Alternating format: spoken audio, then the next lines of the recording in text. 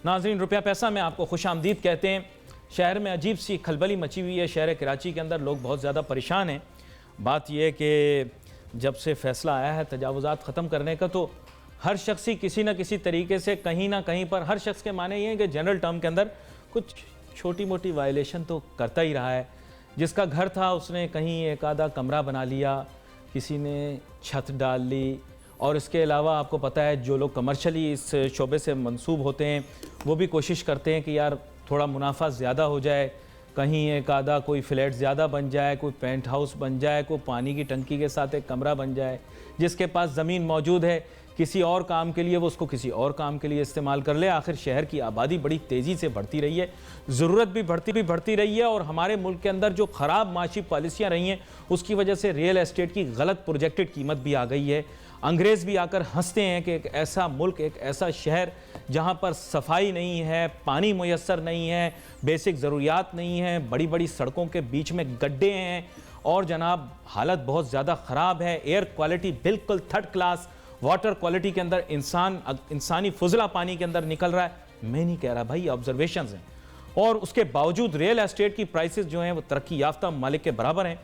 तो बात यह कि उसकी वजह से फिर अनएमिलीज तो क्रिएट होंगी। यहाँ पर मेरे साथ बहुत ही अहम मेहमान शामिल गुफ्तगू होंगे और ये तजावुज़ात ख़त्म करने के मामले के मुतालिक उन करेंगे। बात यह है कि फाजिल अदालत के हर फैसले को हम अपनी सर आँखों पर रखते हैं, लेकिन बुनियादी मसला डिस्कस किया जा रहा है जिसका अदालती फैसले से ताल्लुक़ नहीं, सिर्फ ऑपरेशनल इशूज़ से उसका ताल्लुक़ है। मेरे साथ मौजूद हैं जनाब मोहम्मद अनवर दाऊद साहब जो कि सीनियर वाइस चेयरमैन हैं आबाद के, और जनाब शहाब सुलेमान साहब जो कि अब तक के नुमाइंदे हैं। इन दोनों को वेलकम करता हूं शो में, लेकिन इनसे गुफ्तगू करने से पहले आवाम क्या सोचती है इस फैसले के मुतालिक और शहर में जो तजावुज़ात हैं उनके मुतालिक, आइए देखते हैं।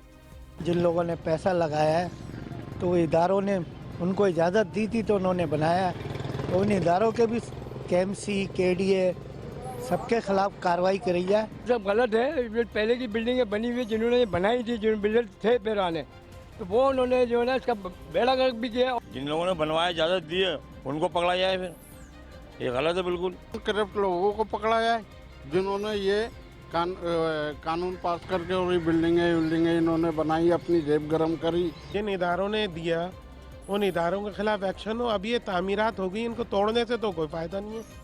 सब चोर बैठे हुए, सब खाते पीते हैं, गरीब लोग मारा जाता है। वैसे करप्शन की शिकायत ज़्यादा हमने देखी है आवाम से, करप्शन क्योंकि हुकूमती जो ओहदेदारान होते हैं, अफसरान होते हैं, ये करप्शन हमारे मुल्क के अंदर बहुत ही संजीदा और संगीन मसला है। और हमारे शहर के अंदर मैं हमेशा से बड़ा मजाक उड़ाया करता था। हमारे बहुत सारे अजीज़ दोस्त जो हैं बिल्डिंग कंट्रोल अथॉरिटी में होते थे, तो मैं उनको कहता था कि यार आप बिल्डिंग कंट्रोल अथॉरिटी नहीं है, बिल्डर कंट्रोल अथॉरिटी हैं, क्योंकि बिल्डिंग्स तो आप कंट्रोल नहीं कर सकते लेकिन बिल्डरों को कंट्रोल करके रखा हुआ है। और जैसे अभी बड़े मियाँ कह रहे थे कि सब ने जेबें गर्म कर लीं, उसके बाद में अब मसले मसाइल पैदा हो गए। जनाब मोहम्मद अनवर दाऊद साहब, अब आपके सामने ये इशू और सिचुएशन मौजूद है। लोग अजीब सी कैफियत में आ गए। परसों तो ऐसी सूरत हाल हो गई, बहुत सारे लोगों की शादियां होनी है आपको पता है, और वो शादी हालों का जो सिलसिला बना तो लोग घबरा गए। बिल्डिंगों वाले भी बेचारे दबके बैठे हैं, परेशान हैं। तो इस वक्त मसले का क्या हल निकाला जा सकता है, और ख़ास तौर पे हमारे यहाँ मुल्क के अंदर जो इदारे इतने ज़्यादा करप्ट हो गए हैं कि उन्होंने इजाज़त दी इस तरह की तजावुज़ात की, तो उनके मुतालिक भी तो थोड़ी बात करें। औज़ुबिल्लाहिमिनश्शैतानिर्रजीम, बिस्मिल्लाहिर्रहमानिर्रहीम। अस्सलाम वालेकुम। देखिए, सबसे पहले तो मैं हमारे मौजूद सुप्रीम कोर्ट जो उन्होंने एक 22 तारीख को एक डिसीज़न दिया और एक 24 को डिसीज़न दिया। 22 को डिसीज़न दिया, उन्होंने 1 महीने के अंदर रिव्यू करके master plan, original master plan को रीस्टोर करके 1 महीने के अंदर रिपोर्ट करने का कहा था। उस ऑर्डर के अंदर 2-3 चीज़ें थी। एक चीज़ थी कि आप change of land use further नहीं करेंगे, जो आप कर चुके हो उसके ऊपर आप अप्रूवल नहीं देंगे। कहीं पे भी ये नहीं था कि आप उसको कैंसिल करोगे। डिसाइड करना था कोर्ट ने, बिल्डिंग कंट्रोल अथॉरिटी ने डिसाइड नहीं करना था, मास्टर प्लान ने डिसाइड नहीं करना था, कोर्ट ने डिसाइड करना था। इनका काम था 1 महीने के अंदर इनको रिपोर्ट देनी थी। इन्होंने पब्लिकेशन करके मुख्तलिफ न्यूज़पेपरों के अंदर दे के और उसको एक जनरल बल्क स्टैंडर्ड के अंदर उन्होंने कैंसिल कर दिया, जिसके इनके पास इख्तियारात ही नहीं है कैंसिल करने के। ऑनरेबल जुडिशरी ने कहीं पे भी ये नहीं कहा, लेकिन उस ऑर्डर के अंदर सारी चीज़ें इससे हटके भी है। कुछ चीज़ें बहुत अच्छी है उस ऑर्डर के अंदर। मिसाल के तौर पर अगर पार्क के ऊपर कोई बिल्डिंग बनी है उसको डिमोलिशन होना चाहिए, करे, हम भी साथ है। आप नहीं करते, हम कहते हैं कि जुडिशरी हमें ऑर्डर दे दे, हम करेंगे उसको। एमिनिटी प्लॉट के ऊपर कोई किसी किस्म का भी एमिनिटी प्लॉट है, स्कूल का प्लॉट है या किसी इंडस्ट्री का प्लॉट है, उसके ऊपर कोई कंस्ट्रक्शन हुई है, उसको करे डिमोलिशन। किसने आपको मना किया है? आपकी ड्यूटी में शामिल है उसको नहीं, लेकिन रिहायशी इलाके के ऊपर अगर किसी ने रिहायशी जमीन के ऊपर कमर्शियल बना दिया तो वो भी फिर मैं अली भाई वहीं आ रहा हूँ। उस ऑर्डर के अंदर दिया हुआ है कि जैसे मिसाल के तौर पर हम पास्ट में बातें करते रहे चाइना कटिंग, एक्चुअल में चाइना कटिंग का ही जिक्र है। उस पार्क के ऊपर बिल्डिंगें बन गई, रोड के ऊपर बिल्डिंगें बन गई, तो वो सारा चाइना कटिंग आप करें ना एक्शन भाई, हम भी तैयार है आपके साथ। आप बोले हम फाइनेंस भी करें कि हम आपके साथ है, आप करें। तीसरा उस ऑर्डर के अंदर है कि रेसिडेंशियल प्लॉट पे आप बिल्डिंग नहीं दोगे, ठीक है। मैं समझता हूं एक छोटी सी ब्रेक लेनी है, एक बहुत ही अहम खबर आ गई है, उसके बाद वापस आते हैं और अपनी गुफ्तगू जारी रखेंगे। Let's take a short break.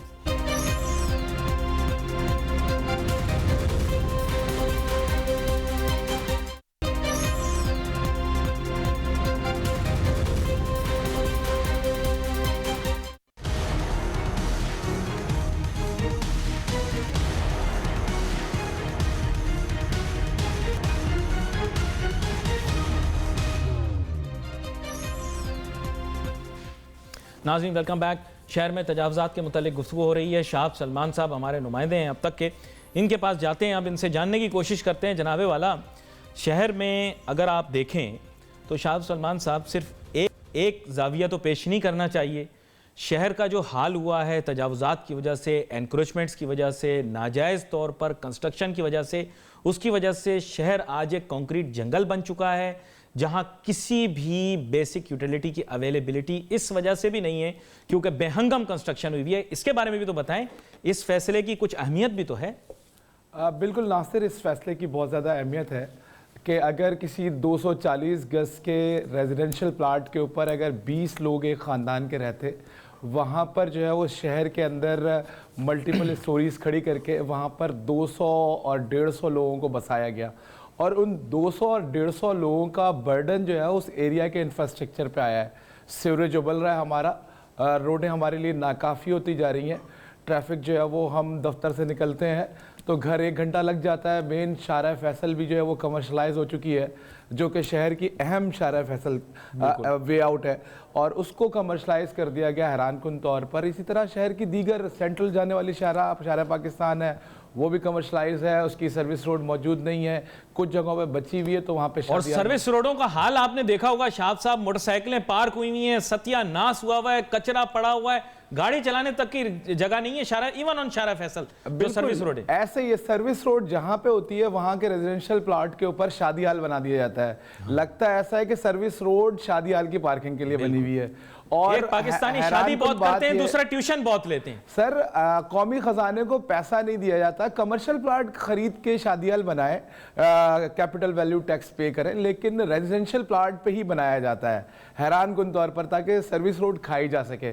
और परेशानी की बात सबसे ज़्यादा ये है कि रेगुलेटरी इदारे जो है वो अपना काम नहीं कर रहे, आँख बंद करने के भारी नजराने वसूल करते हैं SBCA के अफसरान, जो डायरेक्टर्स होते हैं रीजनल्स, और इसी तरह से जो KDA की कॉन्स्टिट्यूंसी है उसमें जो एक्सियंस होते हैं वो भी जो है वो अपने रेजिडेंशियल प्लॉट को कमर्शियल यूज में जो हो रहा होता है उसके ऊपर शाह साहब इनसे बात करें, कहते हैं आप करप्शन करते हैं, नहीं कहते हम स्पीड मनी लेते हैं।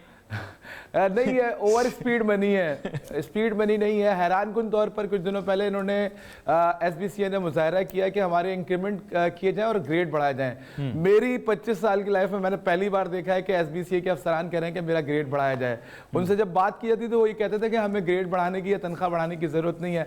हैरानकुन तौर पर जो है वो एक एहतजाज भी हुआ, और उसकी वजह खैर आबाद रहा कि आबाद ने तय किया था कि हम अब पैसे नहीं देंगे, लेकिन इस पर कायम कब तक रहते हैं आबाद के मेंबरान, इस पर डिपेंड करेगा कि रेगुलेटरी इदारे जो है वो शायद जो है वो अब आबाद के मेंबरान 15% और 20% वायलेशन ना करें तो वो पैसे नहीं देंगे, और लगता है कि फिर रेगुलेटरी इदारे जो है ईमानदारी से काम करने लग जाएंगे या फिर कलम छोड़ हड़ताल करेंगे, जिस तरह से अभी कुछ दिनों पहले नजर आया। वो नज़र तो आया, लेकिन ये आपने बड़ी अहम बात की कि ये इदारा जो है SBCA का, यहाँ पर जो है ना, मतलब देयर इज़ लॉट ऑफ, जिसे आप कह सकते हैं प्रोस्पेरिटी, बड़ी दौलत है। और बीच में एक केस भी तो बना था इनके यहाँ, कोई अफसर थे, उनके घर से क्या ज़बरदस्त किस्म की गाड़ियाँ बरामद हुई थी। बिल्कुल, इस SBCA के अंदर मौजिज़ अदलिया के अहकामात की वायलेशंस की भरमार है।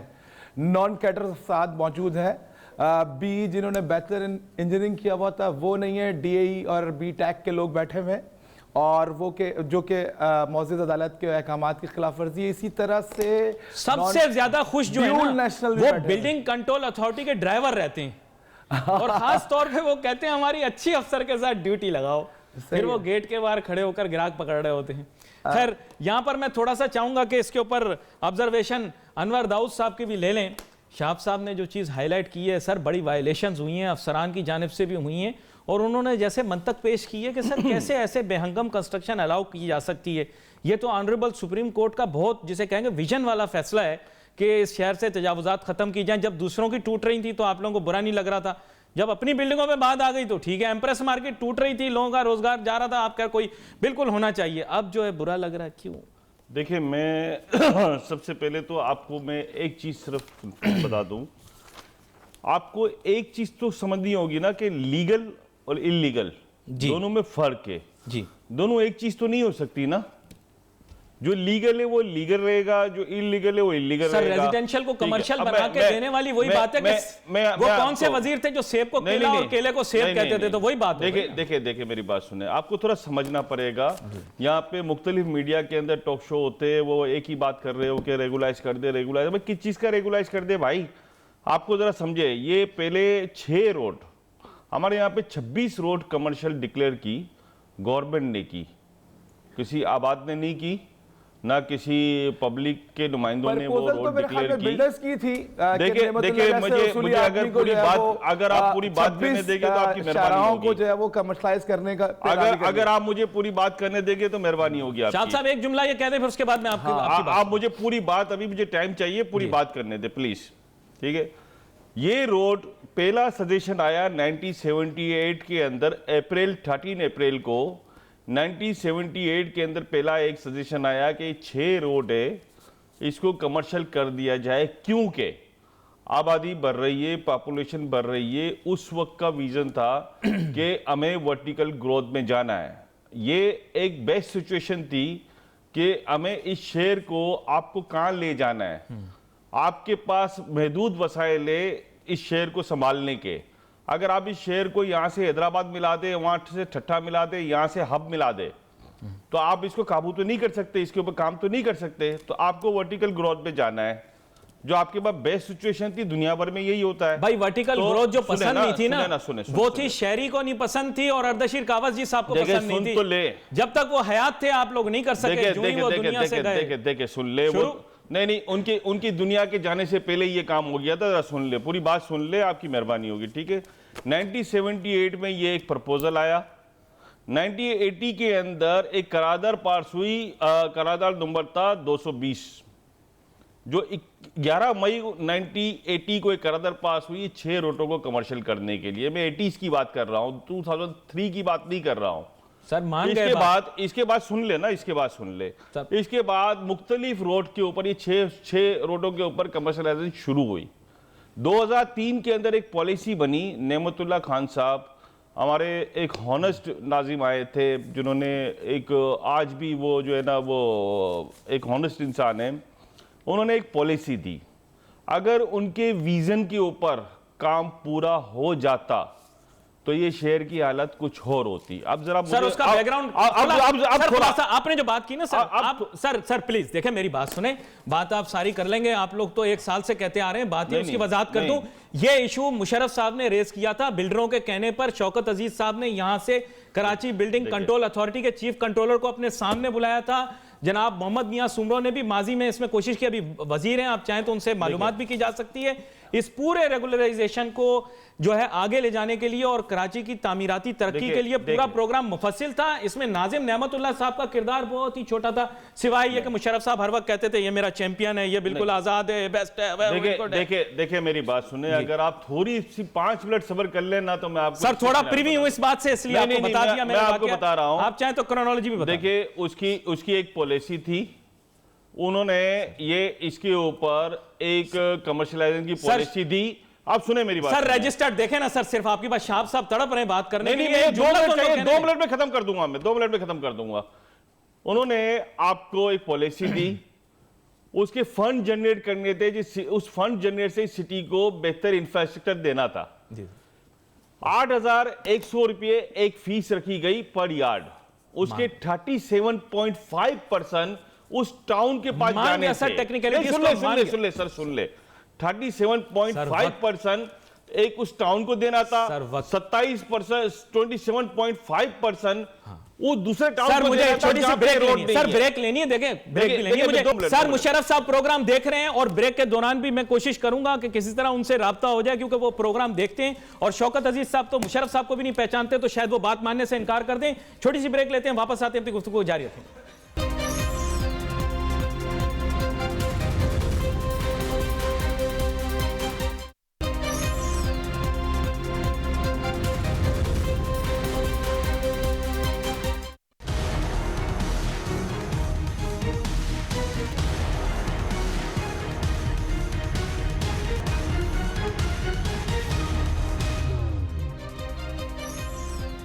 नाज़रीन welcome back after the break. Break पे जाने से पहले हमारी गुफ्तगू हो रही थी और मैंने जाना है शाह सलमान साहब की तरफ, लेकिन मोहम्मद अनवर दाऊद साहब इसरार कर रहे हैं कि वो अपने जो है बात मुकम्मल करना चाहते हैं। सर सिर्फ एक जुमले में बात मुकम्मल कीजिएगा, क्योंकि मुझे वजाहत भी लेनी है। माजरत, मैं सारी क्रोनोलॉजी समझ गया हूँ, आप सही कह रहे हैं, आप बहुत सारी चीज़ों का आपको मालूमात है, लेकिन आप अपनी बात को जल्दी मुकम्मल कर लें। मैंने देखिए मैं ये कह रहा हूँ कि 37.5% टाउन को मिलना था जिस इलाके में वो प्रोजेक्ट था जी, और 27.5% उनको मिलना था जो दूसरे टाउन को मिलना था जहां पे वो रोड डिक्लेयर नहीं है जी, ताकि वो एक सिस्टम बना था कि उस फंड से जनरेट करके आपके शहर को भी अच्छा बने, वो प्रोजेक्ट बने, वहां सीवरेज की लाइन बने, वहां रोड बने, वो सब कुछ होना था। मेरा सवाल एक ही है, वो पैसा कहां गया? वो पैसा उस टाउन में लगा या नहीं लगा? दूसरी बात आपको बता दूं कि सिर्फ ये एमपीजीओ बिल्डिंग कंट्रोल ये पैसे नहीं लेती, इसी काम के मुख्तलिफ सोसाइटीज है जो फॉरवर्डिंग करती है, वो इससे ज्यादा पैसे लेती है। इसी तरह केडीए पैसे लेती है, ये सबके सब पैसे लेते हैं, वो पैसा कहां गया? बिल्कुल ये मेरा सवाल है। बड़ी अहम बात है, पैसा मेरा नहीं है, अवाम का पैसा, वो कहां गया? KUCHS से पता करना चाहिए, वो फेडरल गवर्नमेंट के अंदर में आती है, कहां गया? और जनाब बादराबाद वालों से पूछना चाहिए भाई पैसा कहां गया? बहुत सारी चीजें, फिर वहां पे सरकारी अफसरान के साथ और लोग भी आ जाएंगे, शाह सलमान साहब, वो तो फिर एक तवील बात है कि सोसाइटी वाले क्या खा रहे हैं, कमा रहे हैं। लेकिन मुझे ये बताएं, जो बात इन्होंने की उससे आपने क्या अखज़ किया? इन्होंने कहा शहर की तरक्की के लिए जरूरी था 6 आम शाहराहों को कमर्शियल कर दें। कि शहर की जो हॉरिजॉन्टल डेवलपमेंट है ना, वो अगर हम करने लग जाए तो शायद हमें कराची का नाम वेनस रखना पड़ेगा और यहाँ पे सेवरेज के पानी के ऊपर हमें जो है ना वो फेरी शिप चलानी पड़ेगी। बिल्कुल ठीक है, क्योंकि इंफ्रास्ट्रक्चर जो ऑलरेडी हमारा मौजूद है वो इस काबिल नहीं है कि 240 गज और 700 गज के ऊपर मल्टीपल हाई राइज जो है वो खड़ी कर दें हम और वहाँ पर 400 लोगों को बसा दें।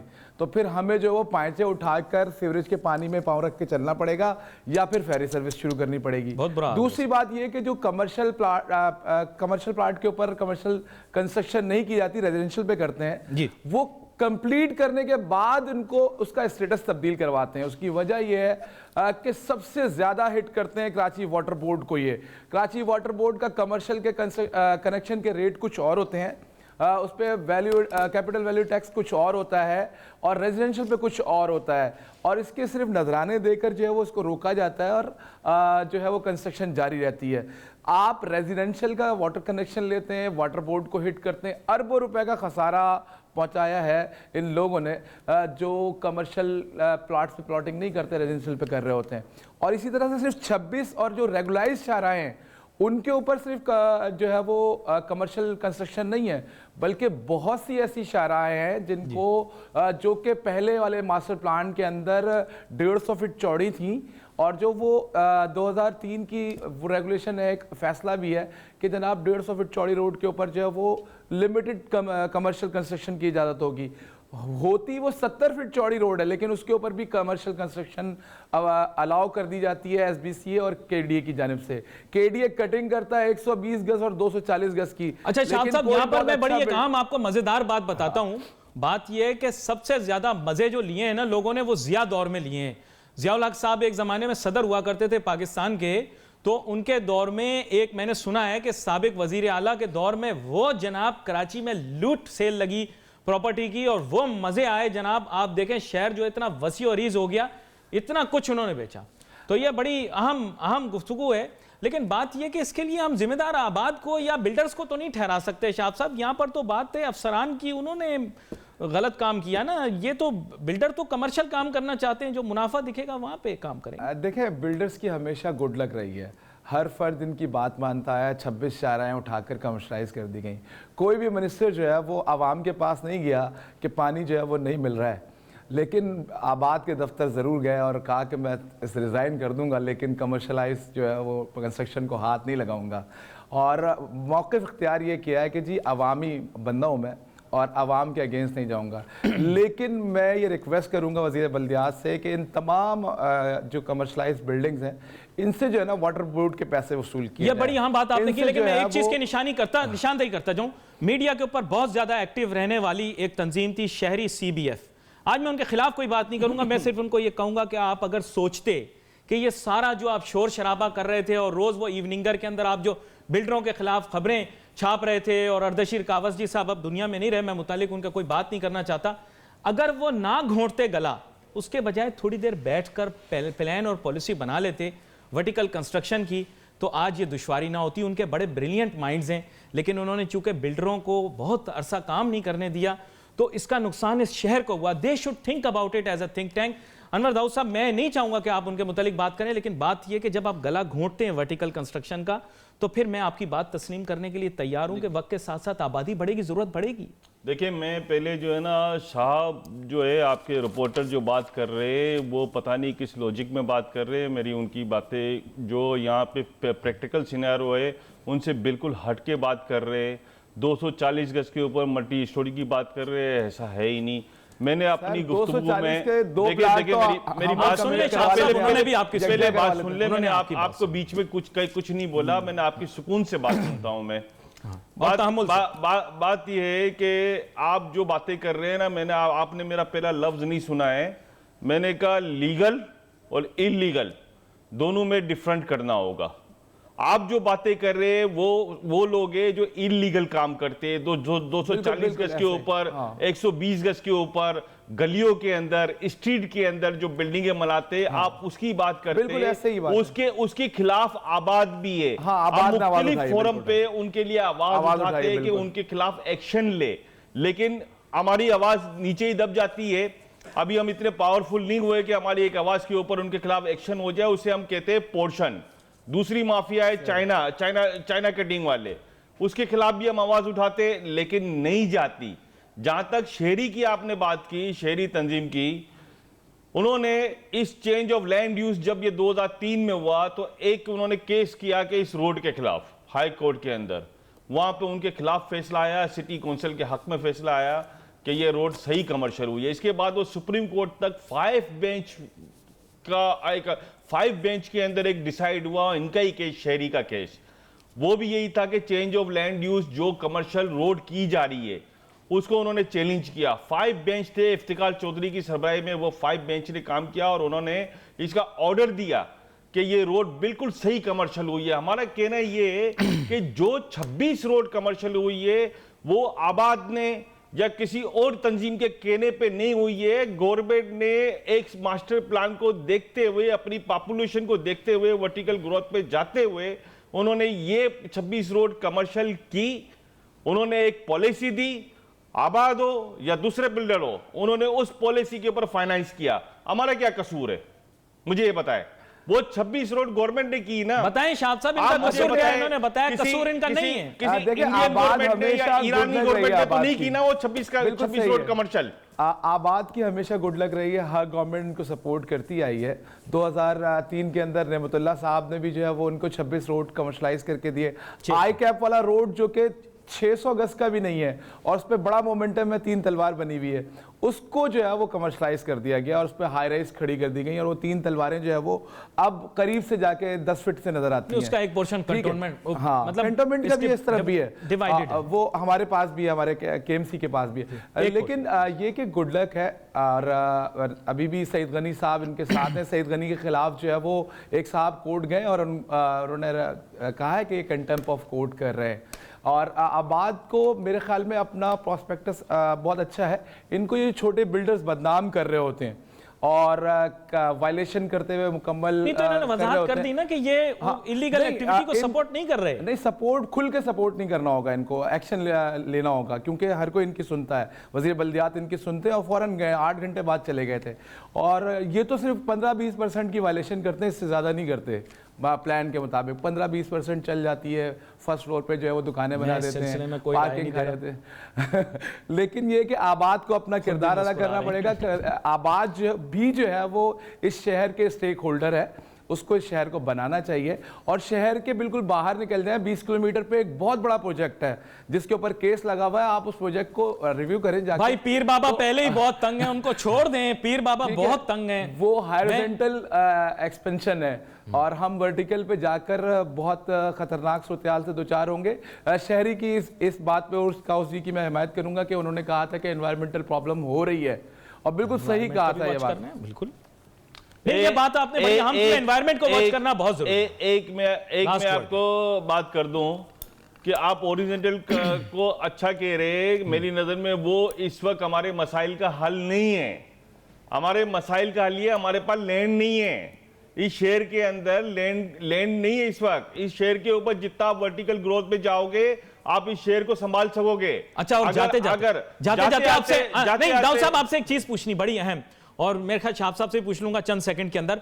बात यह है कि इस वक्त शादी हॉल वाले बड़े परेशान हैं और सब उनसे ज्यादा परेशान वो हैं जिन्होंने शादी हॉल्स के अंदर जो है शादियां करनी। ये एग्रीमेंट्स इदारे अपने दरमियान नहीं कर सकते, कानूनी स्टेटस भी ठीक होना चाहिए। थोड़ी सी वजाहत ले लूं अनवर दाऊद साहब आपसे, मुझे बहुत ज्यादा टेलीफोन आ रहे हैं, इसको थोड़ा सा क्लैरिफाई करें। मैं आपको बताऊं, आप जाते आते शादी हॉल की बात ना करें, जाते आते सोल्यूशन की बात करें। क्या सोल्यूशन है? हमारे यहाँ पे पॉपुलेशन दिन बदर बढ़ रही है, माइग्रेट होके लोग यहाँ आ रहे हैं। 8 से 10 हज़ार, ये रिपोर्ट है, गूगल की रिपोर्ट है, 8 से 10 हज़ार लोग इस शहर के अंदर डेली बेसिस पे आ रहे हैं रोजगार के लिए। अगर जब तक आप अपने नेबर के सिटी को, हैदराबाद, ठट्टा, हब, उनको अगर तरक्की नहीं दोगे तो इस शहर के अंदर प्रॉब्लम क्रिएट होती रहेगी। Excellent suggestion. This is the first time I have heard someone from the building and construction industry government को आबाद की मान लेंगी गवर्नमेंट, एक प्रेजेंटेशन तैयार करनी चाहिए और देनी चाहिए। ये बड़ी अहम बात है शाह सलमान साहब, but you will have to join me Shah साहब in the next week also, क्योंकि मैंने शादी हॉलों के ऊपर प्रोग्राम करना है। लोग बहुत ज्यादा बेचैन परेशान हैं। हमने थोड़ी सी बात जरूर की है लेकिन आगे चल के हमें इसकी वजाहत जरूर लेनी पड़ेगी। We wait for your messages on Facebook. यहाँ पे अली नासिर हमारी टीम को इजाजत दीजिए। अल्लाह हाफिज।